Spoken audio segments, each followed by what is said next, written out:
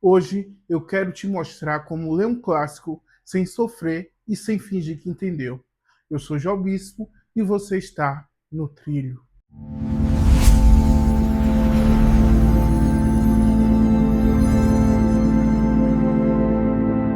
Muita gente foge de clássico por achar que é difícil, que é chato, que é entediante. Mas talvez não seja o livro, seja como a gente se aproxima dele. O maior erro em ler um clássico é tentar ler um clássico como uma obrigação. Toda vez que isso acontecer, vai existir uma falha. Ler um clássico tem que ser prazeroso, não pode ser obrigatório. Muitas vezes a escola pede para o estudante ler um clássico e ele demora. Quando ele pega para ler o clássico, já está perto de entregar o trabalho, já está perto de fazer a avaliação e ele se desespera ali porque Ai meu Deus, eu não consegui ler o clássico e aí é muito difícil, eu tô tendo muita dificuldade. virou uma obrigação. O clássico tem que ser prazeroso. E um dos elementos de ser prazeroso é entender todas as nuances daquele clássico. Então vamos lá por parte. Antes disso, precisamos lembrar que um clássico não deve ser um castigo para ninguém. Ninguém pode se punir com um clássico. O clássico ele não vem para confundir a cabeça de ninguém, mas a gente precisa se doar para ler esse clássico. Precisamos também entender que o clássico não vem para humilhar ninguém. O clássico vem para dialogar com o tempo. O primeiro elemento é não ter pressa. A gente não pode pegar um livro e sair correndo, lendo de qualquer maneira, parecendo que a gente está devorando. Não devorando no sentido legal, né, de se debruçar, mas devorar no sentido ruim. Isso não pode acontecer. A gente não precisa ter pressa para ler um clássico.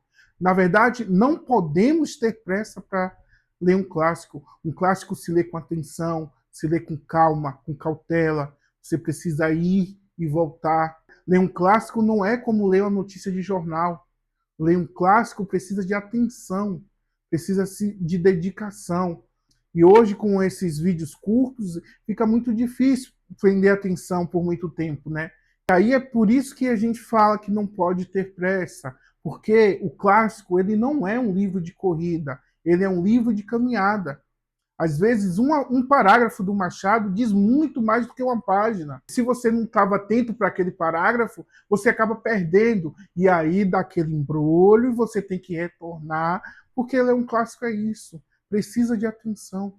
Ler um clássico não é ruim. Ele só não precisa ser corrido. Outro elemento que também que parece frustrante, né? Eu só entendi isso na universidade, quando o professor mandou a gente ler um livro de Terry Egerton, né? E aí, quando eu li, eu falei, caramba, eu não estou entendendo nada. Meu Deus, eu não estou entendendo nada.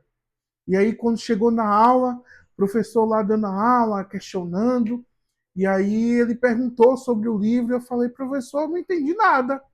Não, não captei nada.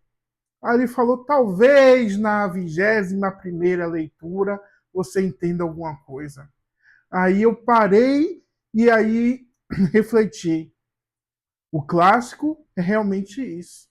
Na primeira leitura você não tem que entender tudo. Você não precisa entender tudo.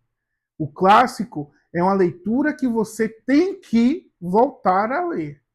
Você precisa revisitá-lo, porque é prazeroso. Quando você começa a entender o clássico, você fala, eu quero entender o que ainda tem ali. Porque quando você entendeu alguma coisa ali, você não entendeu tudo. Você precisa voltar para entender o que ainda não foi entendido. Segunda dica aqui também importante, leia com perguntas. Pergunte sobre tudo, desconfie sobre tudo. Por que aquele personagem pensa daquela maneira?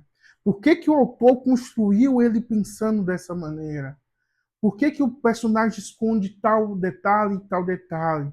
Por que o narrador, né, demonstra esse detalhe no personagem?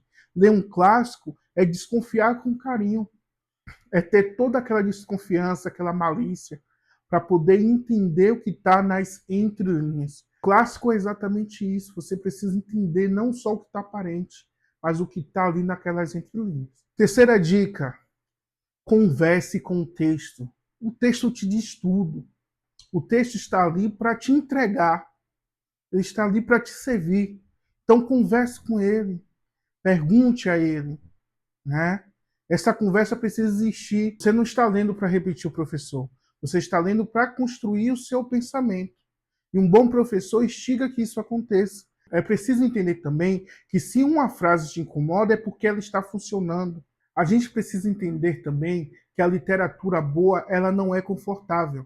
A literatura boa, ela é provocativa. Ela precisa provocar, ela precisa que você queira, que você busque, né? Então essa literatura é a literatura boa. Muito obrigado. Se esse vídeo te serviu de alguma maneira, curte, comenta, compartilha e espalha aí para dar uma força ao nosso canal. Você está no trilho.